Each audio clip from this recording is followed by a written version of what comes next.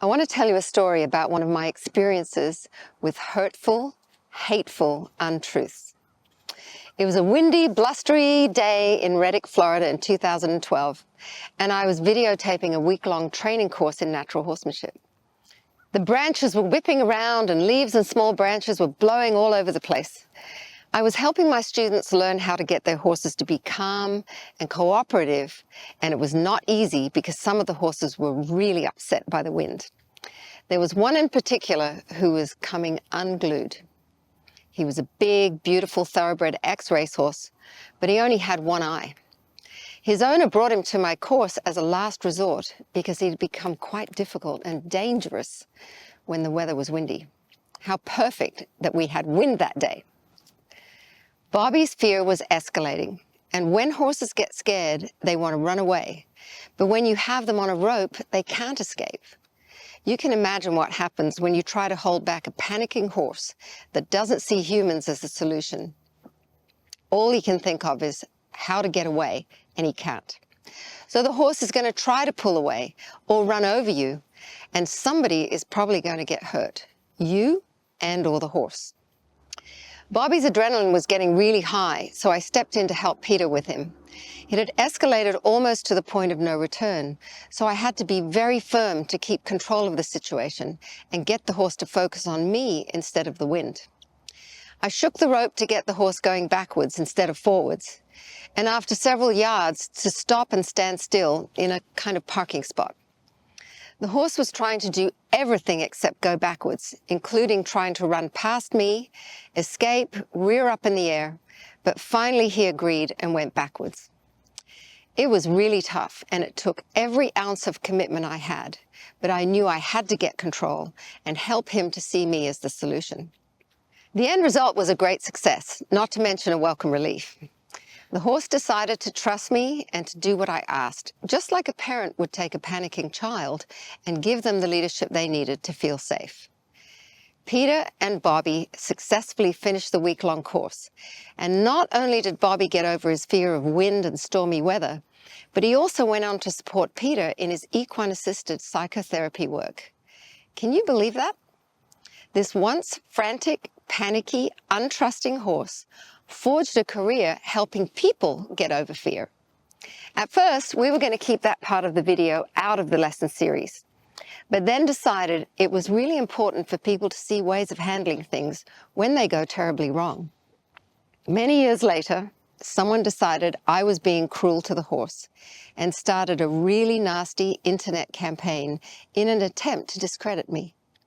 Thousands of people jumped on the bandwagon from all over the world, accusing me of all kinds of things, which of course were not true.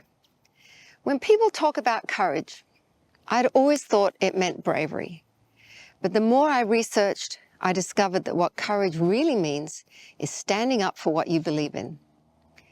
Being a thought leader in the horse world is a privilege, but it also makes you a public figure and a target for the so-called haters. When I started this horsemanship mission in 1991, there was no internet or social media. In fact, videotapes and audio cassettes were the height of technology, so if someone disagreed with my approach, they might tell their spouse or their friend. But once the internet was launched, a vitriolic outburst on social media can influence millions of people, especially if it's not true. The public somehow is enthralled with negativity, fear, and loathing. There's nothing like juicy gossip. And I learned a couple of really big lessons. Number one, people get excited and stir each other up. They become like a pack of hyenas feeding on a delicious fresh kill. And number two, you cannot set the record straight or defend yourself when people have already decided that you're guilty. They don't even ask to hear your side, and even worse, when others try to defend you, as did my students and supporters, they get attacked. So here's what I did. First of all, it was the opposite of what I wanted to do. I tried to see their perspective. If I was them and I didn't know what had actually happened or how it turned out, I really could see how they might misinterpret it. To be honest, this was not my first inclination. I wanted to set the record straight and defend myself and my process. In fact, I even had PR experts trying to advise me what to do. But even the pacifying statement we released did not work. The best thing, as it turned out, was to do nothing. You let the storm surge, the hyenas devour the carcass, and move on for the next kill. Takes about a week, maybe 2, unless you mess with the process. I wanted to tell my truth, but they didn't care about that. They seemed to revel in the negativity, and that kind of behavior is really foreign for me.